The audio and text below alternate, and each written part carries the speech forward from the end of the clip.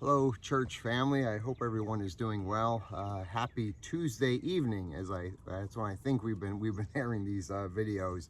I hope the video finds you well, and I'm glad to hear it if you are. So I wanted to share today from a common passage from the book of Matthew, chapter 7, starting in 24. Matthew chapter 7, 24. So it is the parable where Christ talks about the two houses, one built on the rock and the other one built on the sand. Kind of interesting, when considering the strong foundation for your building.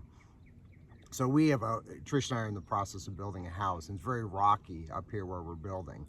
So the home has been, on a permanent foundation, built on the rock, so to speak. And it gets windy up here too. And like we get like a bad storm like every week for the past month or two. So the house has been great. The winds are coming, no flooding, but it's beating against the house, and it's doing fine. Thank the Lord, it's doing fine.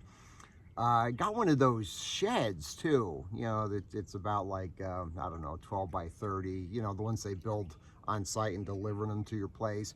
And this thing's sitting up on block well. It's been set properly in the right place. Well, that didn't fare too well. The foundation wasn't good. The winds blew that sucker right off the foundation. It didn't tip over, but it blew right off the block and tipped sideways. I had to get it fixed. But anyway, when you talk about building on a good foundation, the Lord knows what he's talking about. But let's take a look at this passage here. Verse 24, and this is Jesus speaking, he says, "Therefore, whoever hears these sayings of mine." So when he says, "hears these sayings of mine," what is he referring to?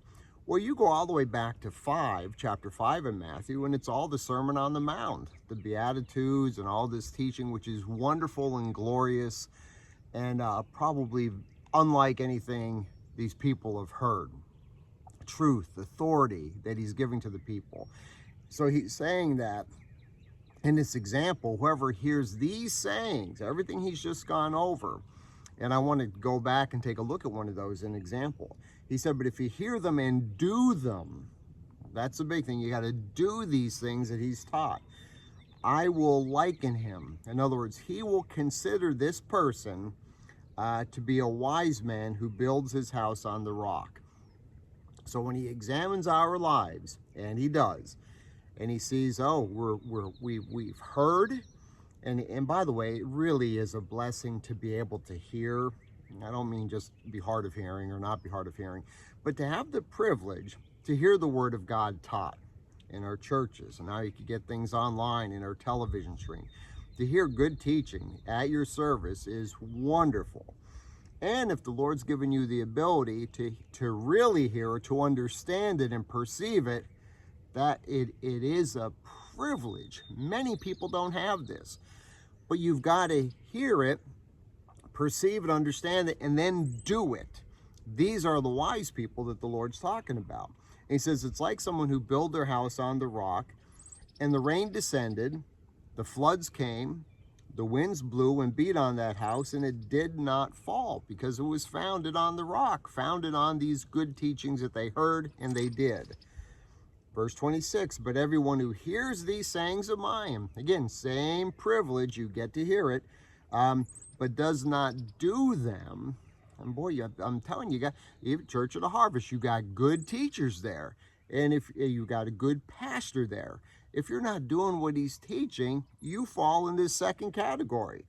Those that hear and doesn't do the words will be like a foolish man who built his house on the sand. The rain descended, the floods came, and the winds blew and beat on that house, and it fell, and great was its fall.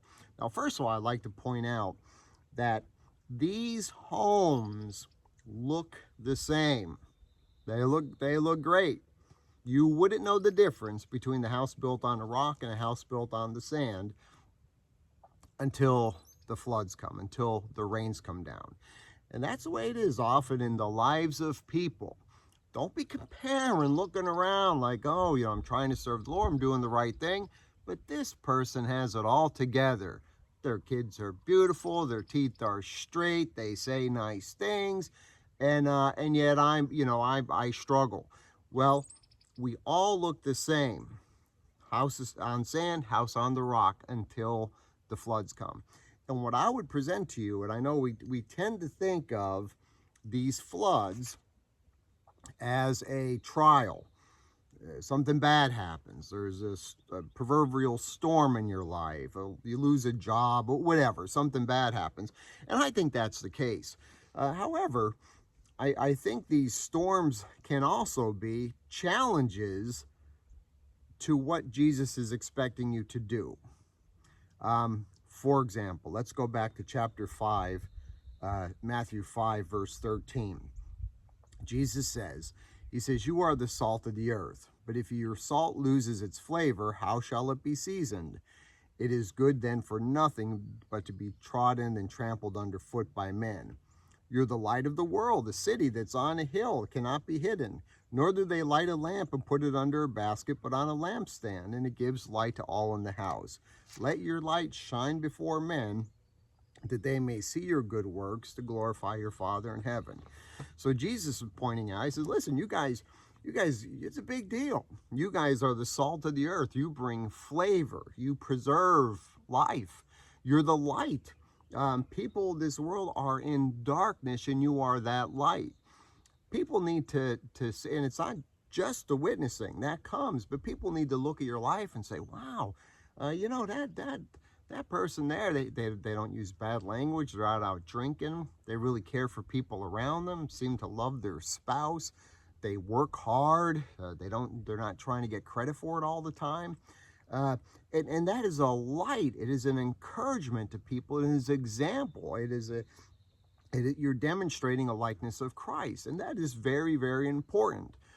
But if we become someone, if we get into a situation where we're not seeking God, we're not reading the Word, we're not pursuing Him, our heart is not desiring what He wants of us, and all of a sudden that light kind of dims, all of a sudden that salt loses its flavor, maybe we're ashamed of the gospel. Maybe we don't want to share who Christ is. If we're not that salt and that light, we are like that foolish man. Why? Because we heard the words and the teachings, we perceive what they say, but we're not demonstrating them. We're not doing that kind of thing. So in that situation, that is a rain, that is a flood that has come against us. A doubt has crept in, a laziness has crept in about seeking God, whatever it is. But if it's pulled us away from being salt and light, as the Lord tells us to do, that house is on shaky, shaky ground.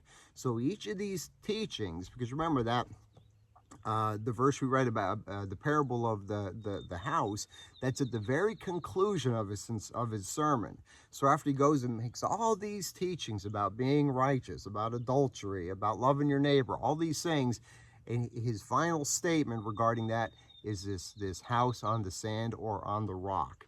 So these applications in our lives are very important if we're going to have a strong foundation. God bless you guys. Hope you have a wonderful evening. Bye-bye.